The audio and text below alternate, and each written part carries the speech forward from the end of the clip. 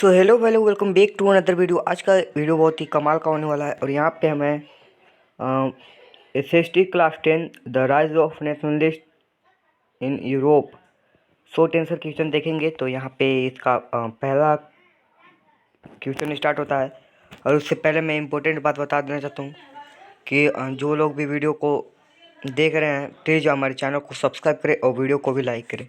तो यहाँ पे पहला question, what do you mean bye absolution? तो इसका आंसर देखिए, a government or a system of rule that has no restraint on the power exercised is called as absolution. In history, the terms refer to a form of monarchical government that was centralized, militarized and repressive. तो यहाँ पे ये first question खत्म होता है और यहाँ पे सेकंड क्वेश्चन की ओर चलते हैं। तो यहाँ पे सेकंड क्वेश्चन है, व्हाट इज उटोपियन? तो यहाँ पे आंसर है, a vision of a society that is so ideal that is it unlikely to existing actually। तो यहाँ पे ए चीज दो बार लग गया है तो यहाँ पे आप लोग एक ही बार लिखना। और इसके बाद है question number third, what is nation?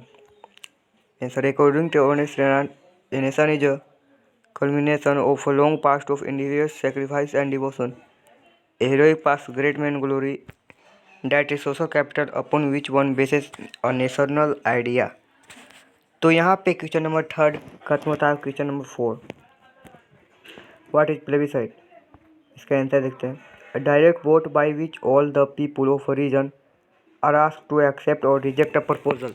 तो यहाँ पे क्वेश्चन नंबर फोर समाप्त होता है और क्वेश्चन नंबर फाइव की ओर चलते हैं, what is mean bye nation state? इसका आंसर देखिए, nation state describes a context in which a geographical area is the homeland for people who identify themselves as a community because shared culture, history and language and ethnic character and this governed by one political system। तो यहाँ पे आप लोग video को pause करके देख सकते हैं, आंसर क्वेश्चन लिख सकते हैं। और ये स्पेशल उन बच्चों के लिए है जिनके पास बुक्स वगैरह नहीं है NCERT। और यहाँ पे सिक्स क्वेश्चन नंबर की ओर चलते हैं। यहाँ पे what is mean by nationalism? तो इसके आंसर देख लीजिए, a feeling of a people who wish to establish for themselves permanent and important place in a changing society is called as nationalism. तो यहाँ पे ये क्वेश्चन खत्म होता है और यहाँ के नेक्स्ट क्वेश्चन की ओर सेवेंथ क्वेश्चन नंबर है, what is mean bye liberalism? इसका आंसर देखिए, this word liberalism is derived from the Latin word liberal, which means free. It is stands for the end of autocracy and clerical privilege, and constitution and representative government through the parliament। तो यहाँ पे ये question समाप्त होता है और यहाँ पे अगले क्वेश्चन की ओर चलते हैं, हु वेयर द कंजर्वेशन? तो इसका आंसर है, a political philosophy that states the importance of tradition, established institution and customs, and preferred gradual development to quick change is conservation। यहाँ पे थोड़ी सी जुबान फिसल गई थी तो इसके लिए सॉरी। तो यहाँ पे क्वेश्चन नंबर नाइन्थ की ओर चलते हैं। क्वेश्चन नंबर नाइन्थ है, when was custom union known as Zollverein formed and with what purpose? तो इसका आंसर देख लीजिए, it was performed in 1834 at the initiative of Prussia. यहाँ पे थोड़ी सी जबान फिसल गई थी, Prussia and joined by almost all the German states. It abolished tariff barriers and reduce the, यहाँ पे दो दो द लिख दिया तो यहाँ पे एक आप लोग काट दीजिएगा, यहाँ पे मिस्टेक हो गई हमसे। Number of currencies from 30 to only 2। तो यहाँ पे नेक्स्ट क्वेश्चन की ओर, what is mean by suffrage? तो इसका आंसर है, it means the right to vote. Question number 11th की ओर, बहुत इजी क्वेश्चन है और ये very short answer type question है NCERT के लिए। Who said when French sneezes the rest of Europe catches? cold? Answer maternity. 12. Question number 12 है, what is mean bye feminism? तो इसका आंसर बहुत ही ईजी है, awareness of women right and interest bases on the belief of the social economic and political equality of the genders.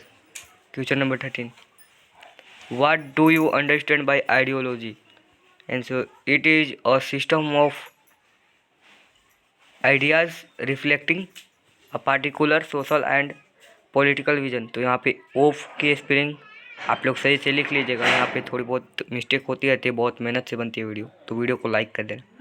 Question number 14, what do you understand by ethnic? Answer, ethnic relates to a common racial tribal और cultural origin or background that a community identifies with our claims. Question number 15 की ओर चलते हैं हम लोग.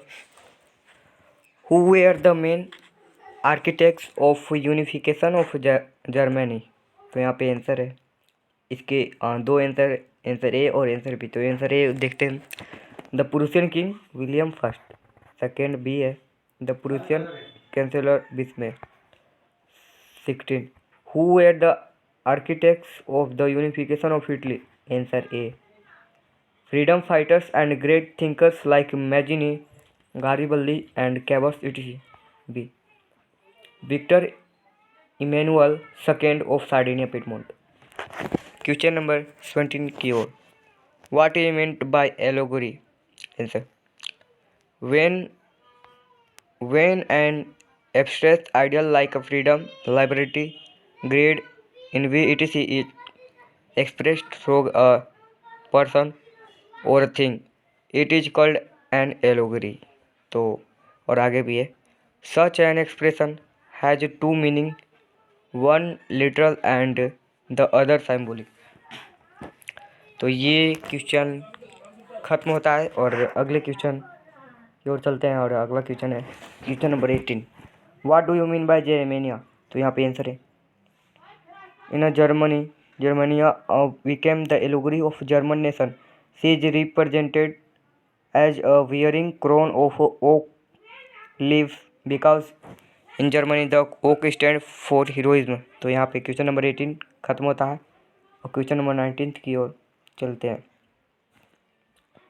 What do you mean by Mariani? यहाँ पे इसका आंसर है, Mariani was a female allegory which represented the people, nations in France. Her statues were erected in public squares to remind the public of nation's symbol of unity. यहाँ पे question number 20 की ओर,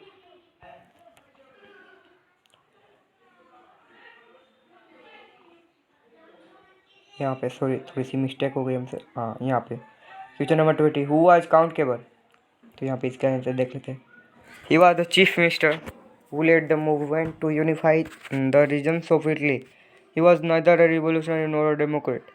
Through a tactful diplomatic alliance with France, engineered by Cavour, Sardinia Piedmont succeeded in defeating the Austrian forces in 1859. और question number 21 की ओर, what is the main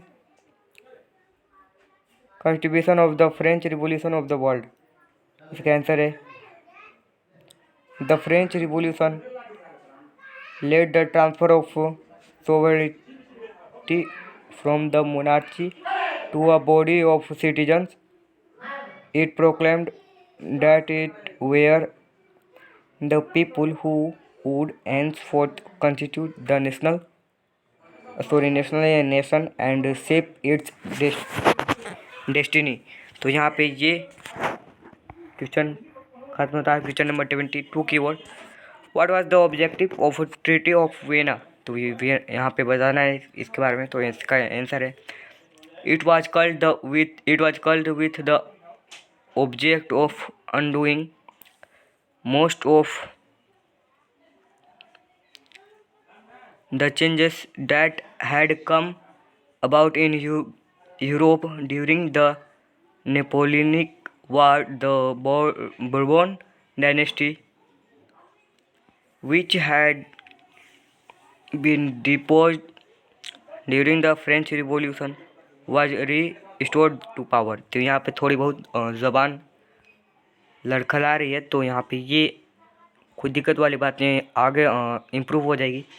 question number 33 की ओर, what were the result of revolution of 1831 France. तो इसका answer है the Bourbon kings who had been restored to power by the Congress of Vienna were overthrown by revolutionaries and constitutional monarchy was established in France with Louis Philippe as its head. तो यहाँ पे ये question answer यहाँ पे ये question समाप्त होता है। या क्वेश्चन नंबर 24 की ओर, what was the impact of revolution of 1884 on France. इसका आंसर है इसके दो आंसर एक का देख लीजिए। The liberal of middle classes forced the French ruler Louis Philippe to abdicate the throne. और B, a republic based on universal make suffrage and was proclaimed there। तो question number 25 की ओर, identify Bismarck, explain the part played by him in the unification of Germany। Answer, Bismarck, he was the great German statesman who dedicated himself to the cause of German unity. He followed the policy of blood and iron. Example, strong policy and united his country by defeating both Austria and France in 1866 and 1820 respectively. Without him, the unification of Germany would not have been possible। तो यहाँ पे ये भी question answer समाप्त है। और अगर आप NCERT से NCERT बोर्ड से हो तो हमारे चैनल को सब्सक्राइब कर देना और वीडियो को ज़रूर से ज़रूर लाइक कर देना। और आगे भी बहुत सारा क्वेश्चन आंसर लाते रहूँगा अलग अलग सब्जेक्ट का। Identify Rousseau, explain the part played by him in French revolution. Answer, Rousseau, he was a great philosopher and thinker who writing greatly influenced the people as well as other than thinkers of this time. His ideas, which are propounded in his famous book, The Social Contract, involved the French people with the sentiments freedom, equality and justice. His new idea proved a major factor in outbreak French Revolution। Question number 27 अब देख लेते हैं। Who was Frédéric Sorry? Frédéric Sorry was a French artist who prepared a series of 4 prints visualizing his dream of a world made up of democratic and social republic। तो finally guys इसके बाद question number 28 की ओर चलते हैं और question number 30 तक इसका आखिरी है। Who was Napoleon Bonaparte? Napoleon Bonaparte was a French military and political leader who rose to prominence during the French revolution. तो ये वेरी शॉर्ट आंसर क्वेश्चन है क्लास 10 का। वेरी शॉर्ट नहीं वेरी शॉर्ट है। हु वाज जिउसेppe मैनी? जिउसेppe मैनी वाज बोर्न इन जिउसेppe मैनी was an Italian journalist and activist for a unification of Italy and spearhead the Italian revolutionary movement। तो यहाँ पे थोड़ी बहुत इसकी प्रैक्टिस नहीं बोलने की, तो यहाँ पे ज़बान लड़खड़ा है।